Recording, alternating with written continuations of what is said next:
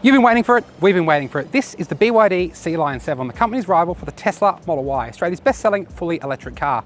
Getting a first drive here on Aussie roads here in Adelaide ahead of a more comprehensive test in the Drive garage in the coming months. Now, got a sharp price, it's loaded with equipment, but has it been worth the wait? Let's find out.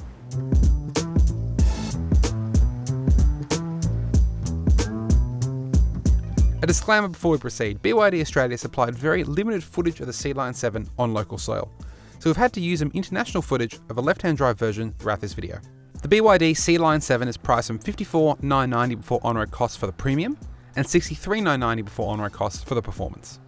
Standard features in the base variant include LED headlights, 19-inch wheels, a 15.6-inch touchscreen, leather upholstery, power adjustable heated and ventilated front seats, a glass roof, and a full suite of advanced safety features. The performance grade seen here adds heated rear seats, heated steering wheel, larger 20-inch wheels, and red front brake calipers.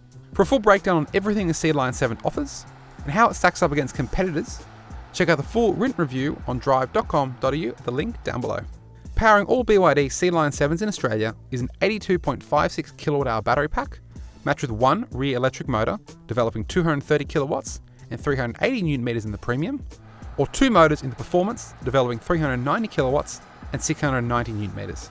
The premium is rear-wheel drive, while the performance is all-wheel drive.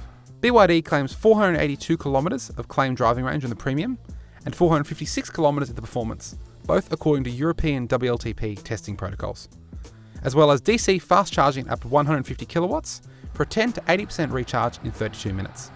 If you're in the market for an electric SUV, BYD or otherwise, we have thousands of new vehicles available for sale on Drive Marketplace at dealers around the country. Check that out now. Inside the Sealion 7, there's a lot here in common with other cars in the BYD range, but also it has a bit of its own design twist. Now you can see this dashboard is new for the Sealion 7. This instrument display, a 10.25-inch unit, is actually built in to this black panel across the dash. Now, it does give it a bit of more of a integrated look, I suppose, but it does, you can see, attract a lot of dust. Yeah, because it's not set into a panel, there's no cover over the top, and it does get very dusty and very glary as well in the sunlight. In the middle here, 15.6-inch touchscreen, same thing you get in a Seal sedan, for example. Wireless Apple CarPlay and wide Android Auto, and as with all BYDs, it does a little rotating function, which is a bit of a gimmick, I suppose, but it is probably used to it in its native system. Now, works pretty well, it's quite snappy and responsive. As with other BYDs, your climate controls run through here, but what you can do is use 3 fingers to swipe on the screen, up and down for temperature, and left and right for your air fan speed, I should say. It's actually quite a handy feature to get around the fact that your touch controls, your climate controls go through this display. But I suppose in a way it's kind of a solution to the problem that BYD created by doing this design. Now, other things to call out, the materials are really nice in this car. You can see lovely sort of leather-like materials on the dash, even down to the bottom of the glove box. It kind of feels soft and very premium and doesn't feel like a 55 grand car. In terms of space, pretty good as well. You've got a nice deep center console box there, 2 cup holders, some underfloor storage here, and a sort of decent sized glove box there in front of the passenger. These seats, 8-way power adjustable on the driver's side, 6-way on the passenger side, and they are pretty comfy. Not the most supportive, but still pretty comfy.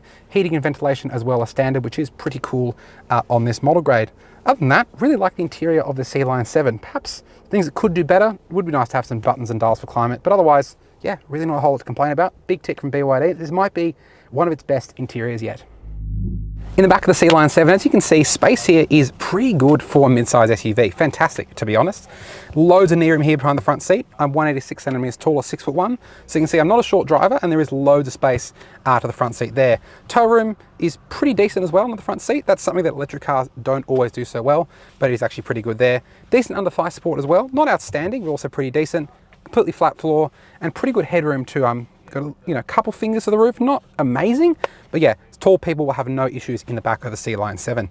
Now in terms of storage and things, this is the performance grade, so you get heated rear seats in the back, which is pretty cool. Some little map pockets as well for phones and bigger items. Door pockets, you got those leather-like materials that continue all the way back here as well.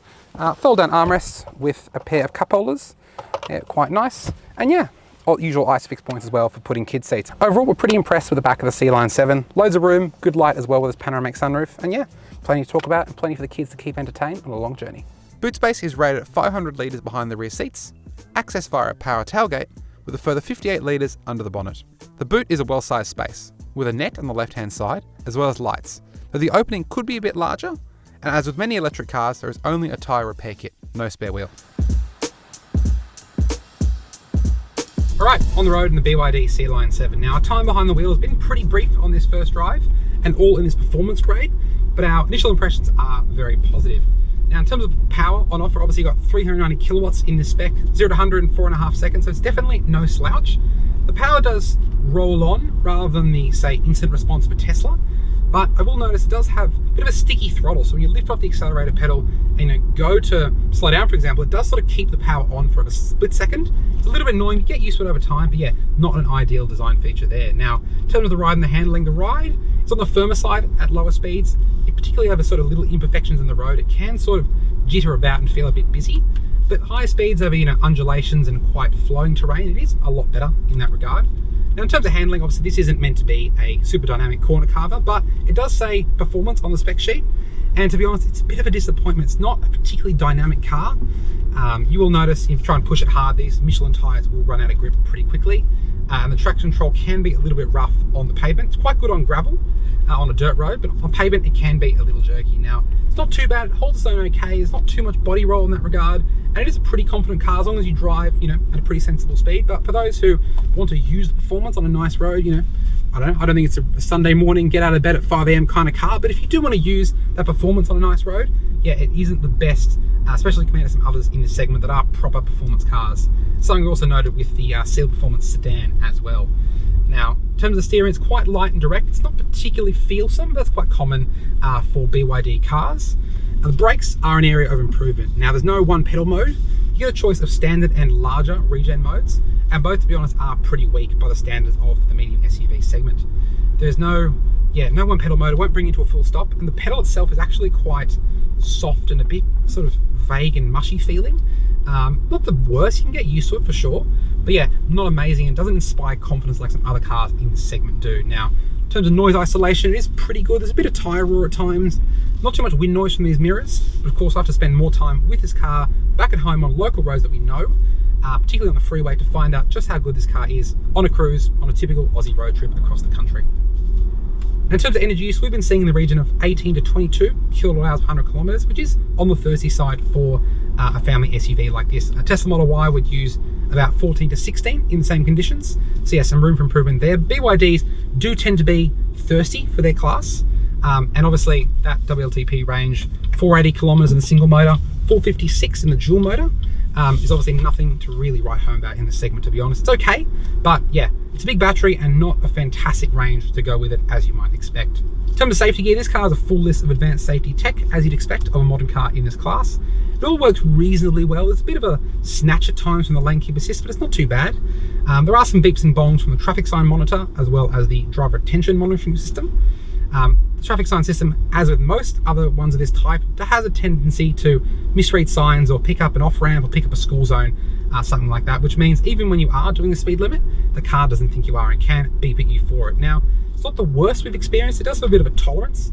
So, if you're over, if the car thinks you're only 2, 3 or 4 Ks over, or perhaps 1 or 2 Ks over, it won't beep at you, but when you start to get to 4 or 5 Ks over what is detected, it will start to beep. So it is better than other BYDs in that regard. And look, overall, the Sealion 7 isn't the best mid-size SUV in any particular area in the class, but I think it's the right mix of comfort, refinement, as well as some performance, some driving nous when you need it. And yeah, overall, pretty impressed with this car on our first impressions. Of course, we'll need to get it on local roads for a longer period of time to see what it's like in the daily grind. So you have it, the BYD Sealion 7. This is a really impressive fully electric SUV. You've got loads of space, loads of equipment. It's really sharply priced as well, and it is pretty good to drive. Though of course, a full verdict will have to wait until we get this car through the drive garage in the coming months. Perhaps put it up against some of its closest rivals. Think Model Y, Xpeng G6, and Kia EV5. What do you think? Give us your thoughts on the BYD Sealion 7 in the comments down below. If you enjoyed this video, give us a like. And to make sure you don't miss our full test of the Sealion 7 when we get it on local roads around the Drive garage, hit the subscribe button to stay up to date with our latest content on the Drive channel.